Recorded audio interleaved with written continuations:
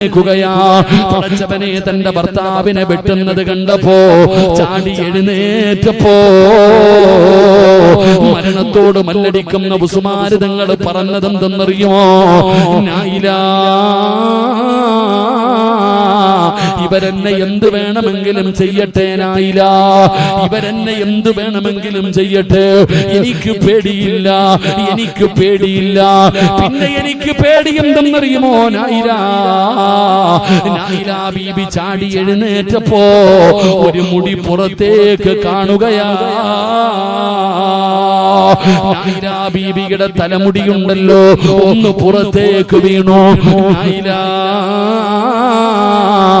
അന്യപുരുഷന്മാര് നിന്റെ ഔറത്ത് കാണുന്നു. നായില ഹിജാബിട് മോളെ, ഹിജാബിട് മോളെ, എനിക്ക് അല്ലാഹനെ പേടിയാനായില്ല.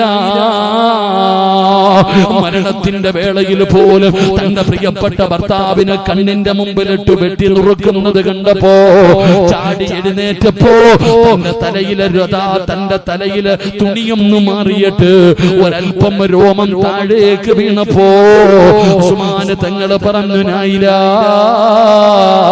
തലമറയ്ക്ക്, നായില ഹിജാബ് ധരിക്ക്, നായില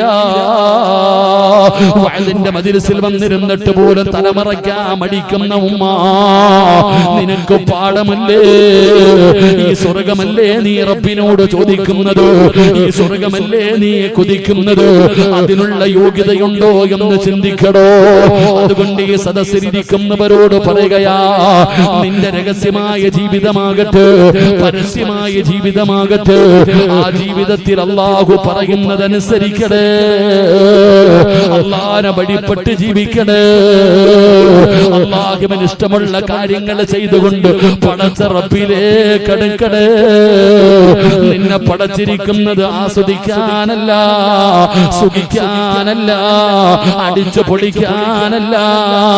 അതൊക്കെ സ്വർഗത്തിലാടാ ചെറുപ്പക്കാരാ. അവിടെ കള്ളിന്റെ പുഴയുണ്ടടാ, അവിടെ ഗാനമേളയുണ്ടടാ, അവിടെ വഅദില്ല, പ്രഭാഷണമില്ല.